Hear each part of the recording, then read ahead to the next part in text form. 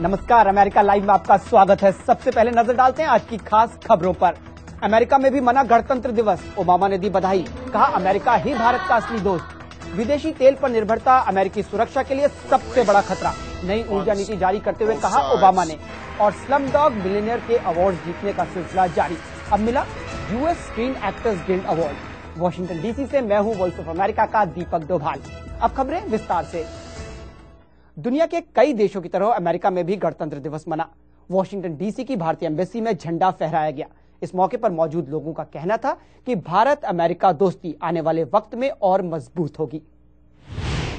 राजदूत रोनन सेन ने जैसे ही तिरंगा फहराया, वॉशिंगटन डीसी के भारतीय दूतावास में गणतंत्र दिवस मनाने आए भारतीयों के दिलों में देश प्रेम की भावना तरोताजा हो गई। बहुत अच्छा लगता है कि हमारा इंडियन का फीलिंग जो आता है, अच्छा लगता है, बहुत देश की याद आती है। जहां अमेरिका में रह रहे भारतीयों को अपने देश की प्रगति पर नाज है, तो दूसरी ओर ये एहसास भी है कि बहुत कुछ हासिल करना अभी बाकी है। पॉवर्टी से निपटने के लिए काफी कुछ करना पड़ेगा इंडिया को। साथ ही सबके दिलों में मुंबई में हुए आतंकवादी हमलों की याद ताजा है।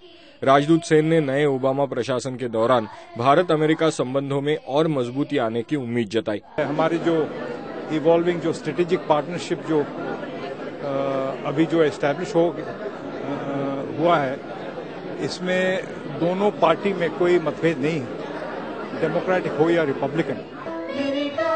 राष्ट्रपति ओबामा ने भी अपने बयान में भारतीयों को गणतंत्र दिवस की शुभकामनाएं दी और कहा कि भारत और अमेरिका सच्चे दोस्त हैं।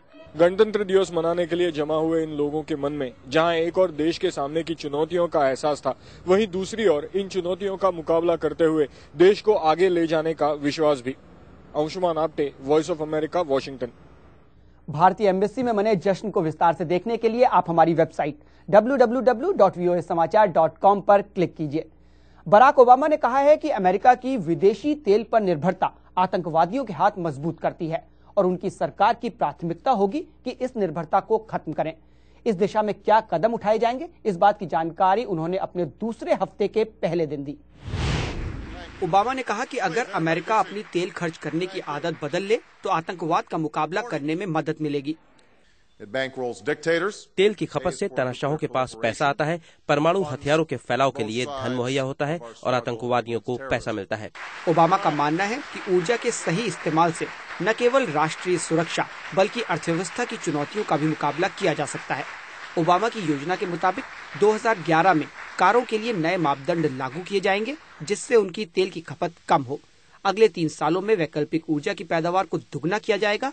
ओबामा का दावा है कि ये कदम उठाने से करीब 4,60,000 लोगों को नौकरी मिलेगी।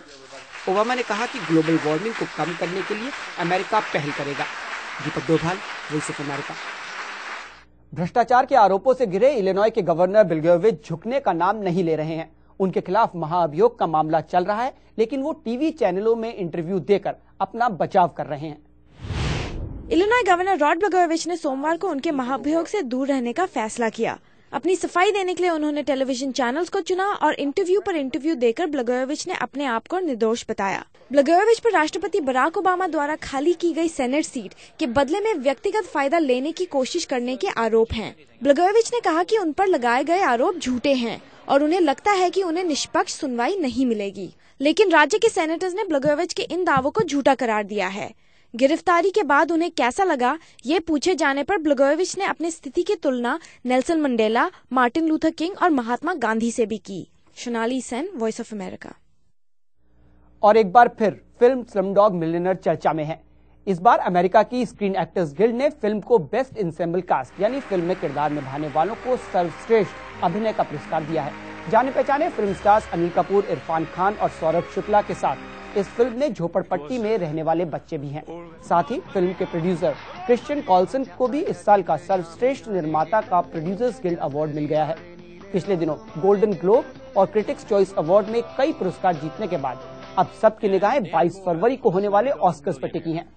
अमेरिका लाइव आप हमारी वेबसाइट www.voasamaचार.com पर भी देख सकते हैं। कल आपसे इसी समय फिर मुलाकात होगी। नमस्कार।